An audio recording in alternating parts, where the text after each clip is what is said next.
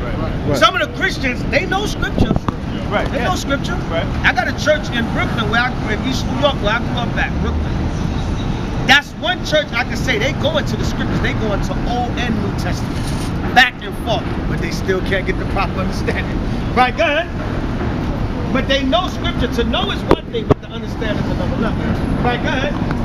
Hearing, ye shall hear, and shall not understand. Come on. And seeing, ye shall see, and shall not receive. The Lord said they're not going to perceive, man. They can see it, but they're not going to perceive. It can be right in their face. You can show them 10,000 times, 10,000 times, 10,000 times. Go ahead.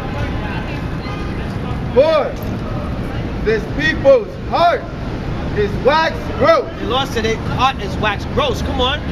and their ears are full of The hearing. Lord said their ears are dull of hearing. They don't want to hear it. No matter what you say, what you do, they proud, they rebellious, they stubborn. And a lot of them, you got to remember, all you brothers, going forward, as y'all learning this word, and you may try to teach people, or you may encounter a lot of people, a lot of our people, they just don't want to hear it. Don't waste your time. Don't try to force it on them. Don't stress yourself out. Don't get a brain aneurysm. It's not worth it. They're not going to get it. You try to teach them, the scripture say after the first and second admonishment, you try to show them, all right, brother, it's on you then. I'm leaving it alone. I tried to show you, you're not seeing it. Maybe I need to get a little bit more wisdom to explain it to you better. Maybe you're hard-headed, you're stubborn, but at the end of the day, maybe it's not even meant for you. The Most High got you blind, and you're just not going to get it. You're not, remember, it's only 1/3 chosen. Right. It's only 144,000 and 1/3 chosen. 2/3 is not going to get it. I got a question actually. As far as me coming to truth, as far as me, coming to the truth, is it meant for me, you believe? Of course, that's the only way.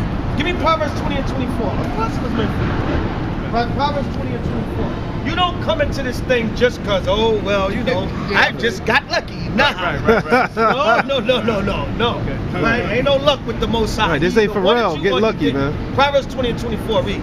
Book of Proverbs, chapter 20, verse 24. Go ahead. Man's goings are of the There Lord. you go, brother. Man's goings are of the Lord. Go ahead. How can a man then understand his own way? Don't tell. You got a close friend you try to wake up. That's a Christian. Yeah. Oh, that's what. Right. I mean, Guess but, what? Listen, unfortunately, brother, Most High might not want him or her. That's the cold, hard truth. They could be your best friend to the end from when you was born. Listen, give me Jeremiah 3:14. Let me show you something. Right?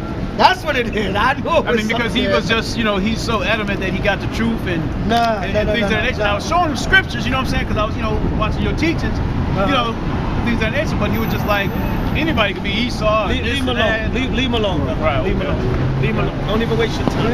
Leave him alone. So just let him be. Let him be. Yeah, let him be. Excuse me, Hold up. The book of Jeremiah, chapter 3, verse 14. Go ahead. Turn, O backsliding children, saith the Lord, for I am married unto you, Go ahead. and I will take you one of a city. The Lord said, look, I'm going to take you one of a city. Do that literally mean one person out of a city? No. That means Wow. remnants. Right, remnants. Go ahead. Big.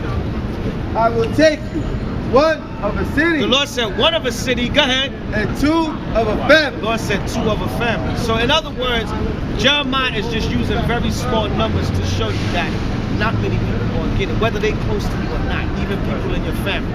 Right? They're just not going to get it, so it ain't meant for everybody, even your best friend, your close friend. Go ahead.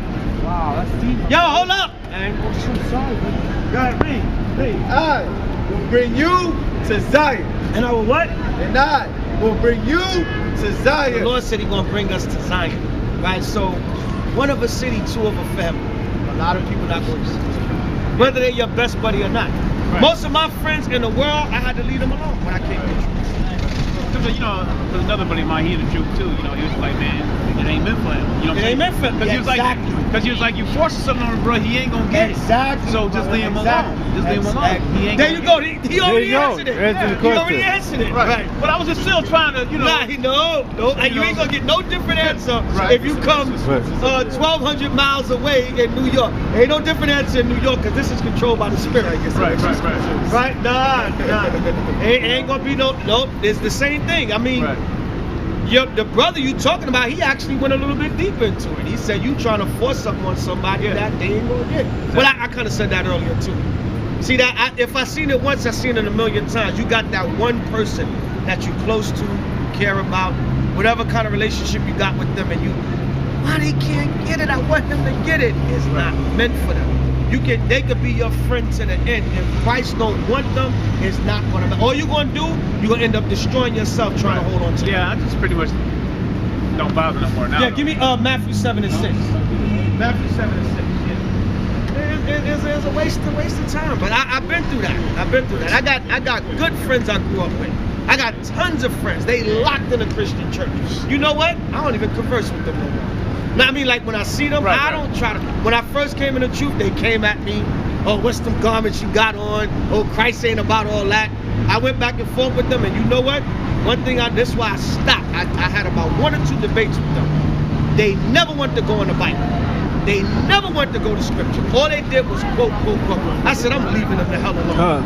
And that's one thing I think the Most High, when I first came into the knowledge, that's something the Lord showed me right off the bat.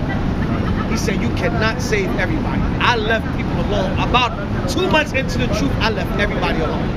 And I said, I'm focusing on going to the school, learning. I ain't trying to teach nobody nothing. Because I said the Most High don't want them. My family, friends, they were laughing like, yo, what up with you? I said, the Most High don't want them. I focused on myself. And then when I got myself right, I was able to get in the camp and teach hundreds and thousands, now thousands of my other people. So now I think the Most High in Christ, through the Spirit, I've been able to bring thousands of brothers and sisters into the truth over the years. Especially now over the net. You understand? So I thank the Most High for that.